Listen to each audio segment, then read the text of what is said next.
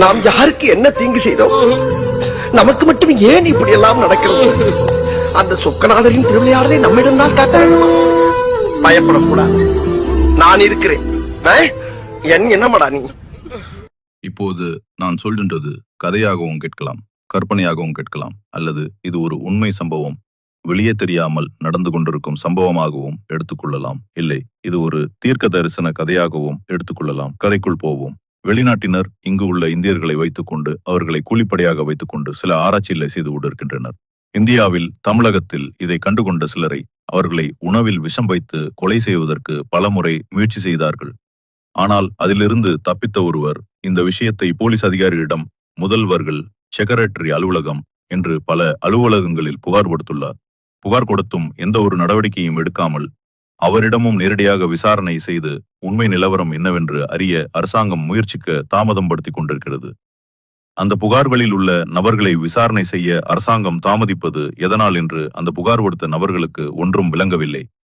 இப்படி இருக்கையில் அவர்களை இந்த வெளிநாட்டினர்கள் இங்கு உள்ள கூலிப்படையினர்கள் என்ன வேலையில் செய்து கொண்டிருக்கின்றன, இங்கு என்ன விஷயமாக வந்துள்ளனர் என்பதை ஆராய்ந்தார்கள். அப்போது அவர்களுக்கு சில தகவல்கள், சில துப்புகள் கிடைத்தனர். அந்த துப்புகள் தவறுகளை அறிந்ததில் இந்திய நாட்டில் உள்ள அரசியல்வாதிகள் சிலர் வெளிநாட்டியதற்கு உதவி செய்து வருவதை அறிந்தனர். அதோடு தமிழகத்தில் பெண் சின்னத்தை கொண்டு சிம்மாசனம் அமர துடிக்கும் ஒரு அரசியல்வாதி பற்றியும் அறிந்தனர். இவர்கள் வெளிநாட்டினர்களுக்கு உதவும் மாபியாக்கள் என்று அறிந்தனர்.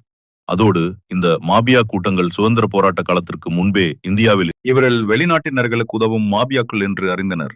அதோடு இந்த மாபியா கூட்டங்கள் சுதந்திர போராட்ட காலத்திற்கு முன்பே இந்தியாவில் இருந்ததாகவும், காலங்காலமாக அந்த கூட்டத்தின் வம்சாவளிகள் வெளிநாட்டினருக்கு உதவி செய்து கொண்டிருக்கிறார் என்பதை அறிந்தனர்.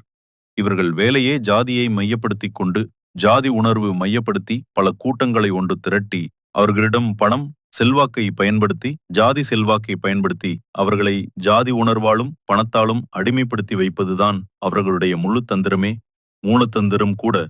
இவர்கள் ஒரே ஜாதி ஆட்களாக இருந்தாலும் அவர்கள் சொந்தத்தை தவிர வளர்ச்சி அடைந்து வந்தால் கூட தந்திரமாக அவர்களை வளர விடாமல் தடுத்து, இவர்கள் சொந்தத்தின் கூட்டம் மட்டும் மேலோங்கி வாழ்வதற்கு என்னென்ன வேலைகள் செய்ய வேண்டுமோ அனைத்தையும் வெளிநாட்டின் உதவியோடு சரியான கட்டமைப்பில் வாழக்கூடிய முழு தந்திரவாதிகள் இவர்கள்.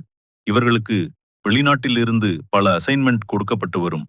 இவர்கள் மட்டுமே வெளிநாட்டிலிருந்து செய்யக்கூடிய தொழில்களையும், இங்கே பெரிய பெரிய தொழில்களை இவர்கள் செய்யக்கூடியதற்கான எல்லா சாத்தியக்கூறுகளும், செல்வம் ரீதியாக அவர்களுக்கு உதவி செய்யக்கூடிய அனைத்தும் வெளிநாட்டினர்கள் உதவியோடு இங்கு கிடைக்கப்படுகிறது. அவர்களுக்கு காக்கியமோ பணம். இவர்கள் கடவுள் துகள் ஆராய்ச்சிக்கு உதவியாக இங்கு பல விஷயங்களை செய்து கொண்டு வருகின்றனர். அதில் கடவுள் துகளாரை ஆட்சி என்பது நாம் நினைப்பது போல அணுக்களை சோதிப்பேன் செய்து ஆராய்ச்சி செய்வதல்ல.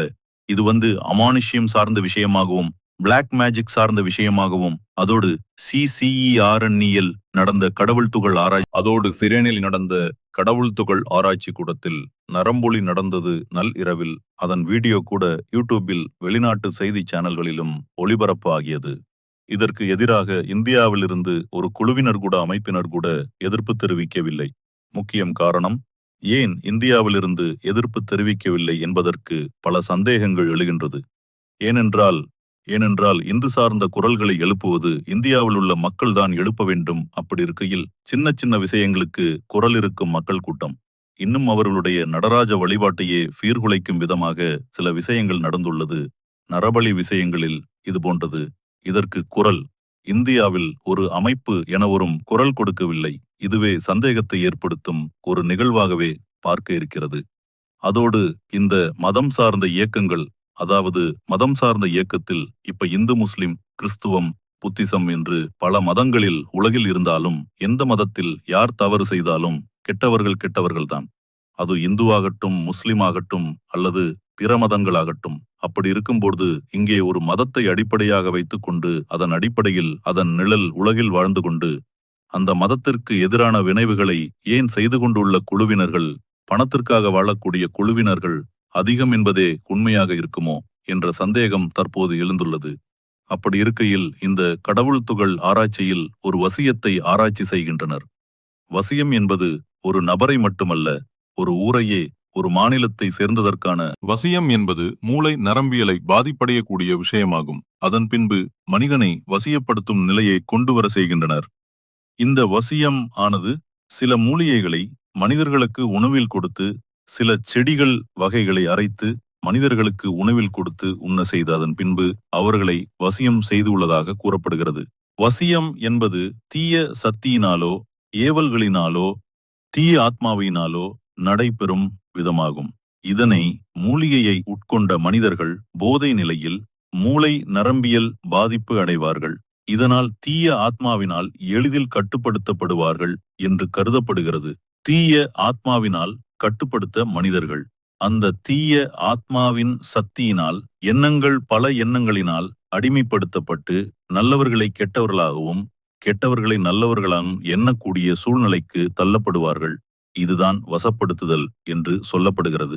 இந்த வசப்படுத்துதல் முறையை வெளிநாட்டினர்கள் இங்கு உள்ள மாபியா கும்பலை வைத்து உணவகங்களிலும் டீ கடையில் செயல்படுத்துவதாக தெரியப்படுகிறது.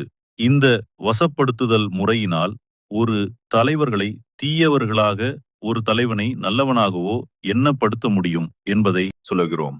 அதோடு மனிதர்கள் தப்பான பாதைக்கு செல்லக்கூடிய அனைத்து விஷயங்களும் இந்த வசப்படுத்துதல் முறையால் நடக்கும். அதோடு குற்றங்கள் அங்கங்கே அரங்கேறும். தவறான விஷயத்துக்கு மனிதர்கள் அடிபணிவார்கள். இதற்கு காரணம் இந்த கடவுள் துகள் ஆராய்ச்சி எதற்காக செய்கின்றார்கள் என்றால், மக்கள் எல்லாம் தவறான பாதையில் செல்வதற்காக இந்த ஆராய்ச்சி செய்யப்படுகிறது. தீர்க்கதரிசி நாஸ்டடே தாமஸ் கூறிய கவிதை வரிகளில் மிகப்பெரிய நாடாக வரும் மாறும் வசனங்கள் இடம்பெற்றுள்ளது என்று சொல்லப்படுகிறது. இதை முழுதாக நம்பும் வெளிநாட்டினர்கள் இந்தியா வளர்ச்சி அடையும் நாடாக வரக்கூடாது என்பதற்காக முன்கூட்டியே பல மறைமுக நடவடிக்கைகளில் இறங்கியுள்ளது என்று சொல்லப்படுகிறது. இந்தியா மிகப்பெரிய அறிவு சார்ந்த நாடாகவும் உலக அளவில் சூப்பர் நாடாகவும் வளர்ச்சியடைய இருக்கும் காலகட்டமாக நாஸ்டோடதாமஸ் கூறியுள்ளார். இவர் சொல்லிய கவிதை வரிகளை நம்பி உள்ளான் நபர்கள் உலகில் அதிகம்.